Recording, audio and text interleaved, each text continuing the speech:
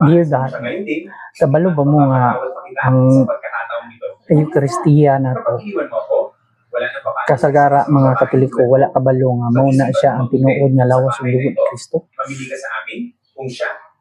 So, muna akong i-discuss karon. Muna siya ang mahibal-an sa tanan mga apostoles o sa mga fathers, pinakauna, mga early fathers until sa 15th century. Ang ilahang pagtuo sa lawas or sa ostiyas, mao kana siya ang lawas ug dugo ni Kristo. Kunya, i-prove din ako na ninyo sa scriptures. Kaduha, ang rason pud anak, mosad na siya ang gitudlo sa atong mga pari karon currently na muna ilahang pagtuo anak. Mosad na ilang istadihan nga kana mao gyud na siya ang tinuod nga lawas ug dugo ni Kristo. So ang kini ang Eucharistia nato dili lamang ni usa ka simbolo nga moingon nato nga kanang kuan lang kanang masakit kana siya ang kit-ani mo diha nga kuan nga ostia kuan na siya ostia gyud na siya. Yes, tinuod na siya ang kanang ostia dili mautro ang iyang substance, dili na siya kuan lang kanang simbolo lang, kung dili tinuod yun nga lawas ug dugo ni Kristo. So gidiscuss na mo na siya gabi sa akong kauban mo na din daw siya mga lawat.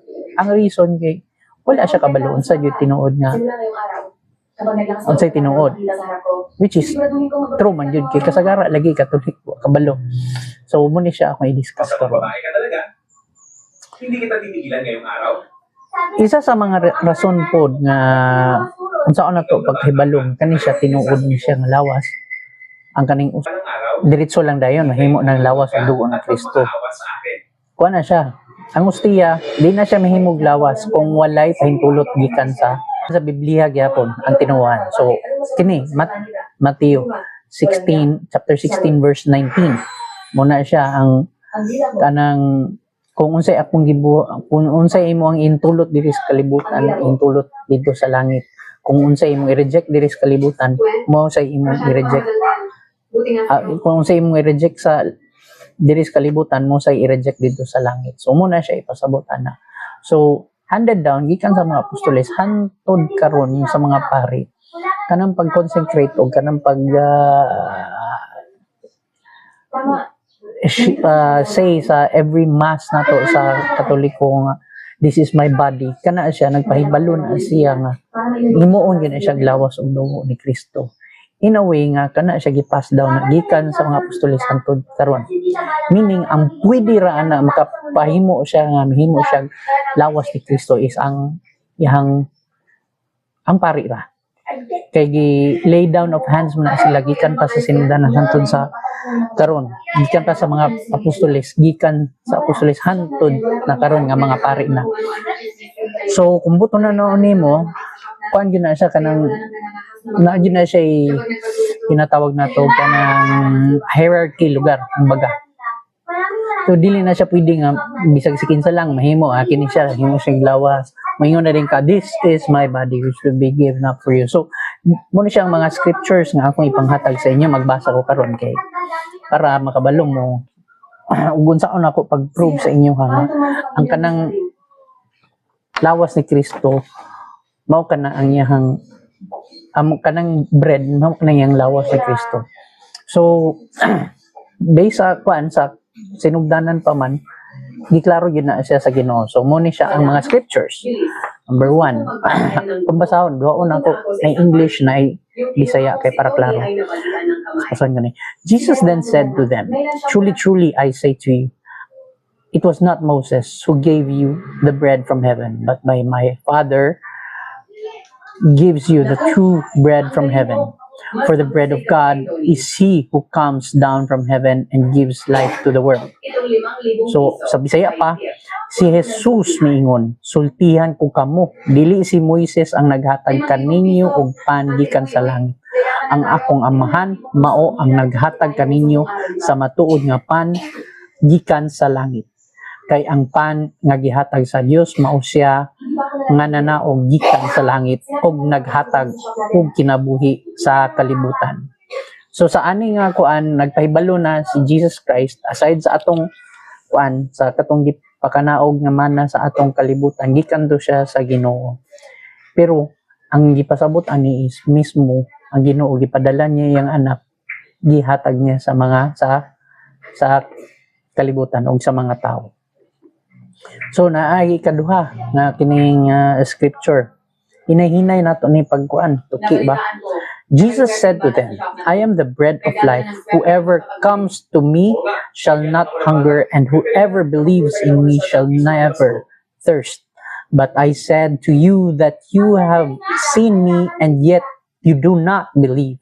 All that the Father gives me will come to me, and whoever comes to me, I will never cast out.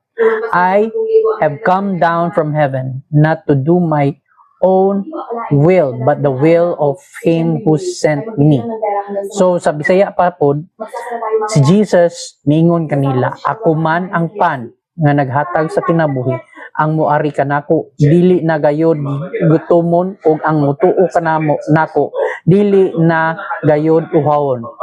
Gisultihan ko na kamo nga nakakita na kamo kanako apan wala kamo mutuo. Ang tanan nga gihatag kanako sa akong amahan muanhi muari kanako ug ang muari kanako dili ko gayod isalikway kay nanaog ako gikan sa langit dili aron pagbuhat sa akong kaugaling kabubuton kundi aron pagbuhat sa kabubuton sa nagdala kanako. So muli, so ang atong kuan, ang atong mo apil man kandir nga nang ako baya ni siyang i-post sa YouTube para klaro lang. Ayaw. Sige, ako din siyang i-post. Sorry ha kay naamang kandiha. So i-post na ko ni siya. Guys, akong anak na ang kuan gusto siya mo tan-aw, gusto siya mag-apil-apil sa post nako. So kana siya. Anyways, so ang pasabot ani is ang John 6 chapter 6 verse 32, ang paybalo nga kato siya ang pan mo to siya ang gihatag sa Ginoo. Pero lahi ang iyang ipasabot. Ang iyang ipasabot ani is siya mismo ang pan nga gipakanaog diri sa kalibutan para muluwas sa atong tanan. So muni siya ang ikaduha. Muni siya ang ikaduha nga scripture na kuan. Pero dili pa nato na matawag nga i-prove nato nga kuan siya ang pan. So kini padayon na to. So the Jews grumbled about him because he said, I am the bread that came down from heaven. They said, is not this Jesus, the son of Joseph, whose father and mother we know? How does he now say, I have come down from heaven? Jesus answered them, do not grumble among yourselves. No one can come to me unless the Father who sent me draws him, and I will raise him up on the last day. Ngayon, Bisaya na po niya, ang mga tao nagbagulbol, batok kaniya, kay miingon man siya, ako ang pan nga gikan sa langit, miingon sila. Dili ba siya si Jesus, ang anak ni Jose? Nakaila kita sa iyang amahan o inahan busa, nganong miingon man siya nga gikan siya sa langit. Si Jesus mitubag, ayaw kamu pagbagulbol, wala makaari kanako gawas kun an akong amahan nga nagpadala kanako maoy mo paduol kaniyang nari kanako og banhawon ko siya sa katapusang adlaw. So bali gani ha nagsugod na siya og istorya ani nga I am the bread that came down from heaven. Siya na mismo ang bread nga came ani sa langit, gipaklaro na gyud noon niya gikan sa atong previous verses na siya ang bread. Katong sa Old Testament mo to siyang manna, pero karon siya mismo ang manna kung baga imo na iyang ikuan. So kini I am the bread. So muna na siya nga gipaklaro lang diha kay para maklaro gyud nato ang kuan. Ang konteksto ba nga mo gyud na ihang gi-admit. So kini gibutang pa yun diri. Ingon siya, ako ang pan nga naghatag sa kinabuhi. So, iyang ginapasabot, siya na mismo ang pan nga iyang ipasabot. Siya na mismo. Ako ra ni i-forward sa next nga mga verses kay para ipakita sa inyo, i-prove na ko sa inyo nganong tinuod yun nga pan ang hostia ug tinuod yun nga kuan nga dugo. So ko ningon man siya, I am the bread. Okay. Sige, padayon ako ha. So kini ikaupat na ni siya nga kuan nga context. Kini tanan sa John 6 ha, John 6. Sugod na sa 32, chapter 32. So kini karon na nata sa chapter 49. Nata sa verse 49 gikan sa John chapter 6 verse 49 nata. Your fathers ate the manna in the wilderness. So, di ba? Klaro na sad. And they died. Okay? This is the bread that comes down from heaven. So meaning, kato siyang bread, katong manna gikan sa heaven, gihatag to sa iyahang Ginoong Dios Amahan. So that one may eat of it and not die. I am the living bread that came down from heaven. If anyone eats of this bread will live forever, and the bread that I will give for the life of the world is my flesh. So, atong Bisayon, para san sa mga Bisaya po ni para doble ba? Ang inyong mga katigulangan mikaon sa mana didto sa kamingawan. Bisan pa niini nangamatay gihapon sila. Apan ania, iyang gi-refer ni iyang kaugalingon, ang pan nga mianhi gikan sa langit aron bisan kinsa mahimong mukaon niini ug dili mamatay. Ako mao ang pan nga gikan sa langit nga naghatag sa kinabuhi. Ang mukaon niini nga pan dili gayod mamatay, ug ang pan nga akong ihatag mao ang akong unod aron mabuhi ang kalibutan. Klaro yung kinas tanan. Ningon siya, ako ang pan. Di na siya metaphorical yung pagkaingon. Kuan ang bread, siya mo'y gikuan niya iyang kaugalingon. Meaning, apil na po diya ang katong sakripisyo niya sa cross. Isa na to, murang to iyang gihalad niya iyang kaugalingon.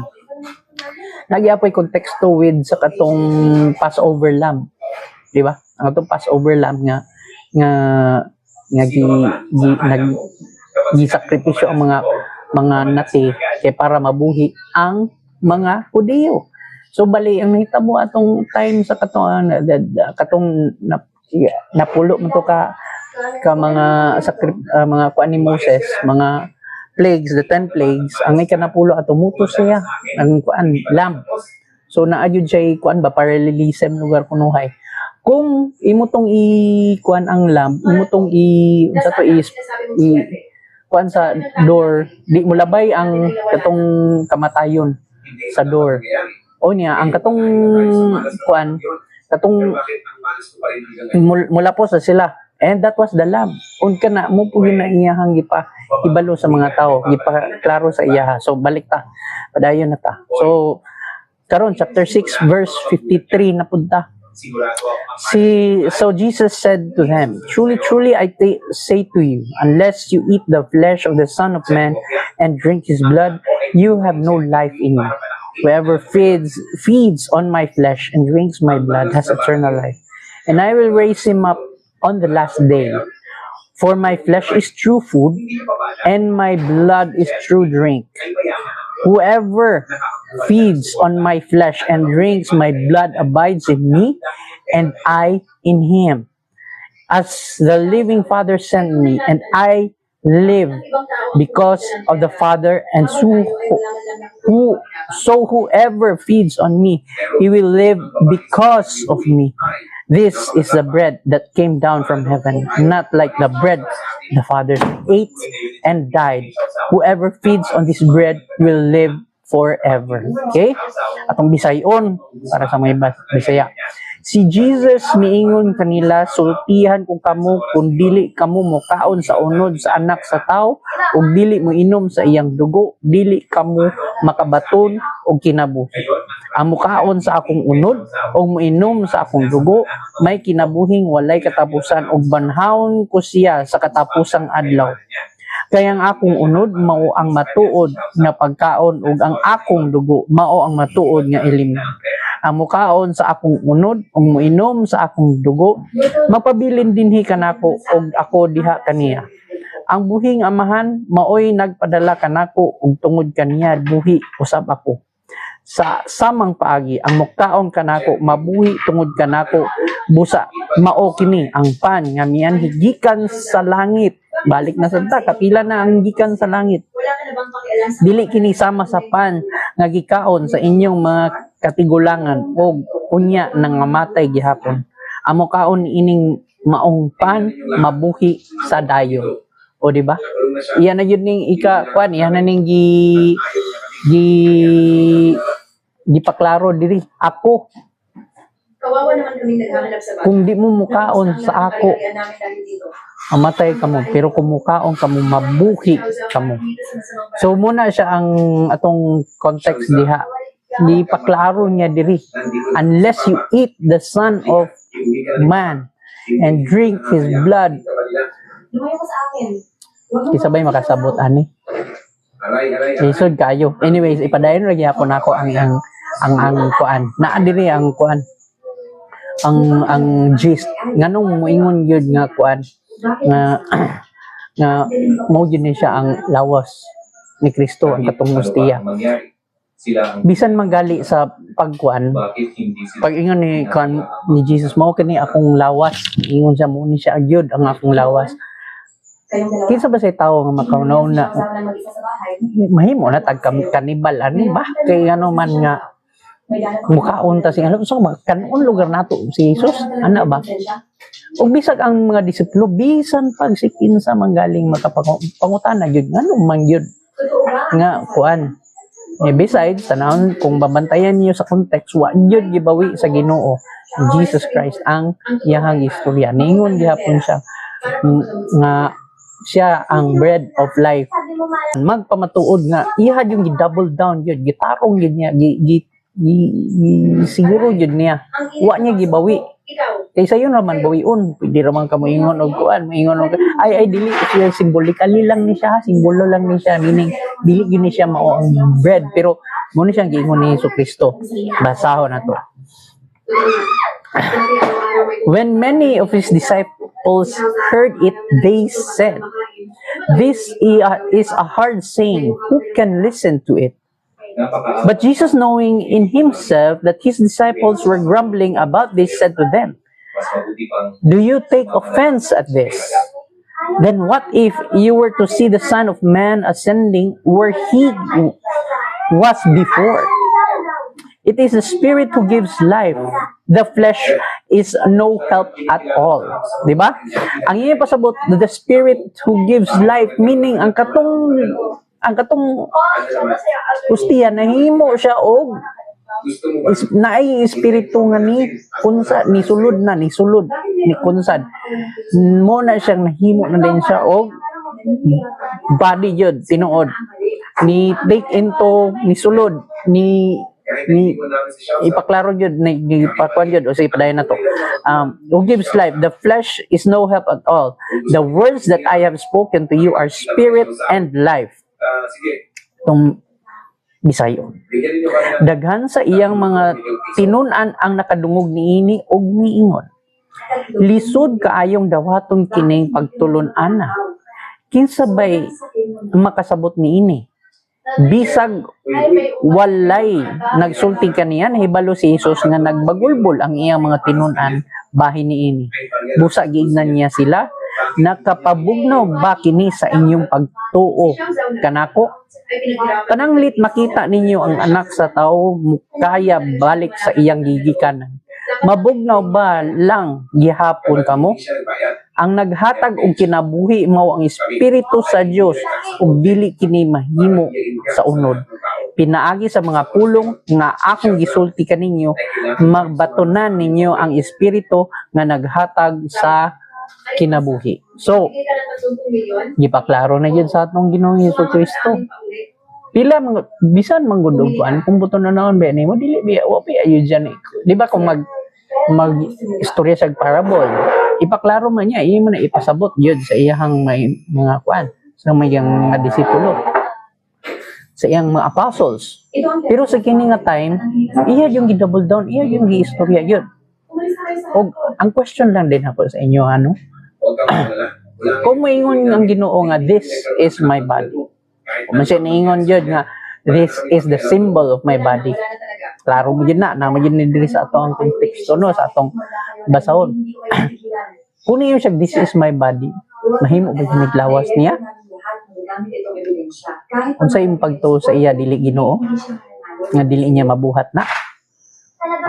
Mabuhat na niya. Bisag unsa pa iyang gusto buhaton, pwede na niya mabuhat, mahimo na iglawas og dugo.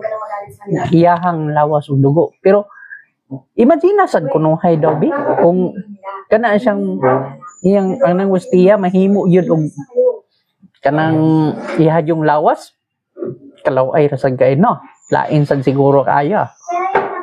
So kana siya nagpabili naghapon nga the same ang substance, pero kana siya nahimo na siya na infuse na ay nabutang pinaagi sa pagstorya nga mao kini ang akong lawas murag na ay nisulod adto nga maoy nakapahimo og lawas og dugo ni Kristo. So muna siya ang gipasabot ani sa Ginoo, muna nga ang ingon ang espiritu buhi Ano ba kinakatakot mo? sa tuig ingon niya ang espiritu nag- narao mabugnaw ba lamang kami ang naghatag og kanabuhi mao ang espiritu sa Dios og dili kini mahimo sa unod. So mini ipasabot dili kung ibutang natog katong ostiya butang nato unod lang to Ang pera. dili man to pwede di man to siya matawag na to kuan di man na to siya matawag nga kuan lang kanang mahimo na jud og lawas dili. Hindi But kung naay i-appeal nimo ang Espiritu Santo, isulod nimo, Walang may kapabalaghan. i-infuse nimo man sa kuan, sa ostiya, mahimo na to siyang lawas o dugo ni Kristo. Mo nang ingana yung gayo ka tinuod ang ato ang Eucharistia no. Kay ako bisag lisod kay ipasabdon ang mga kuan. Mo lagi na akong ipasabot nga kinahanglan mo magbutang yung diri kay akong ibalo sa inyo tanan nga mo ni siya ang akong tinuohan niya dapat mahibalan ninyo ni tanan mga Katoliko, Protestante, bisag yung sa asa pa mo nga denomination nga sukad pa sa una mao dyan na siyang tinuohan. So kani last na lang mo ni siya ang atong last nga akong nga verse di John chapter 6 kaya po ni number 65.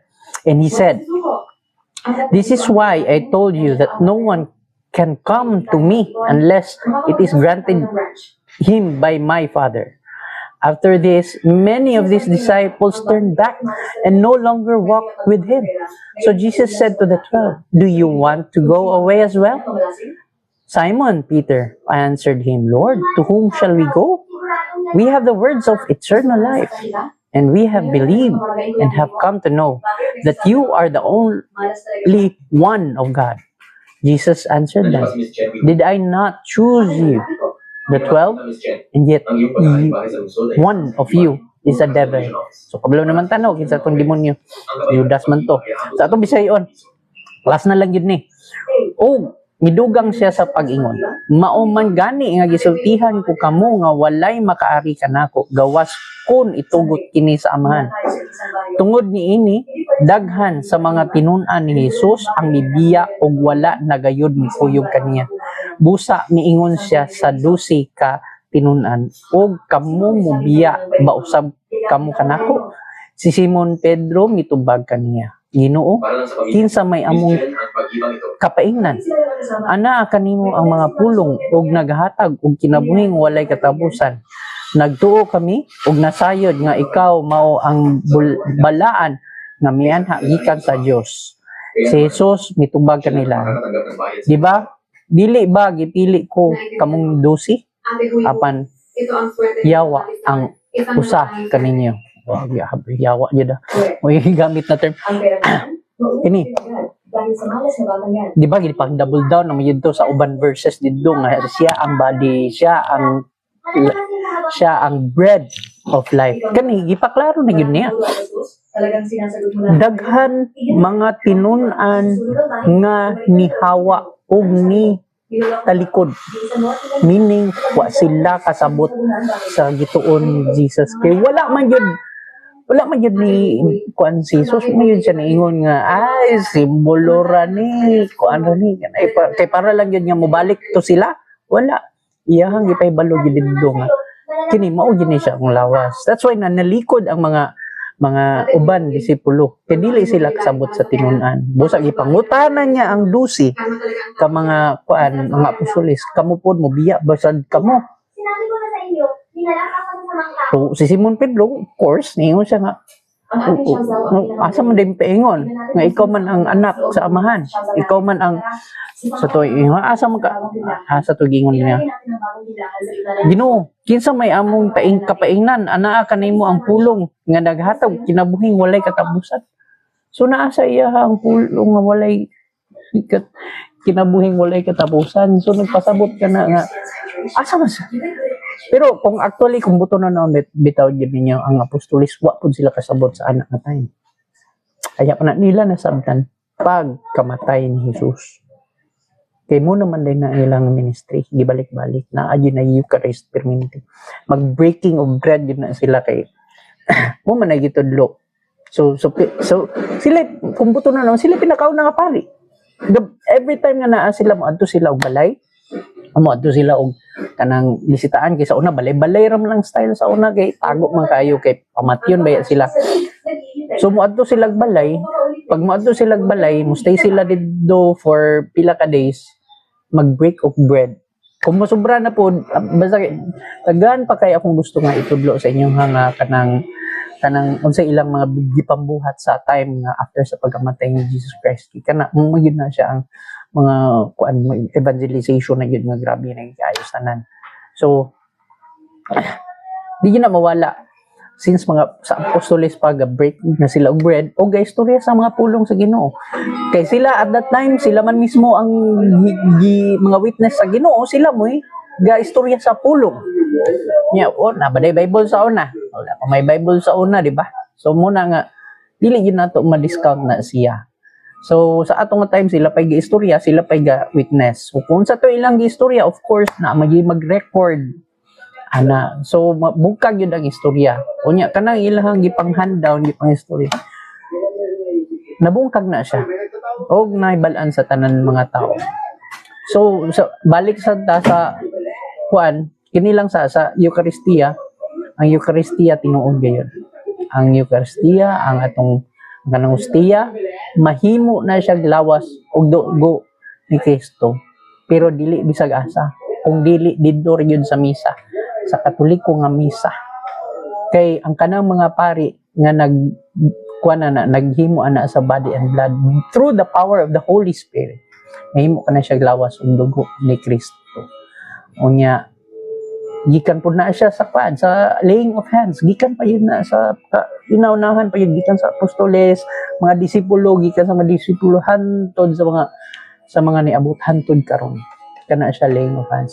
Ug sila ra gyud pwede ang maka-turn ana into body and blood. Again, ipaklaro na ko sa inyo ang kanang hostia di na siya mahimog kanang ma-transform man niya. Muna siyang ginatawag transubstantiation kay maura gyapon nagpabilin gyapon ang iyang pagka-wafer o ang iyang wafer may itawag ana nagpabilin lang gihapon, so same lang gihapon nagihapon diha ang kuan ang lawas ang kuan ang wafer lagi hapon maura gyapon lami, the same lagi hapon ang lami, pero muna na siya ang lawas ug dugo ni Kristo. Unya ang sunod probably magistorya ra gyapon ko sa inyo bahin sa Eucharist ang kanang mga miracles sa Eucharistia nga katulid ang lawas nang himog kuan mga proof bitaw nga the miracles of the Holy Eucharist. Daghan ngayon na nga miracle niya. Dili lang kayo kakaistorya kay. Of course, amot nga no sa na ba, imbis na dapat unta mabungkag raw na pero dili man bungkag pa. Anyways, pura na ako may istorya sa inyo. Ciao. Ngano mag-ciao man. Bisaya man ta. Bye. Hindi talaga ako makakaalis pala mo. Mo siya ang dili madinay nga tinuod. Mo na siya the undeniable truth that the Eucharist is the body and blood of Christ. Amen.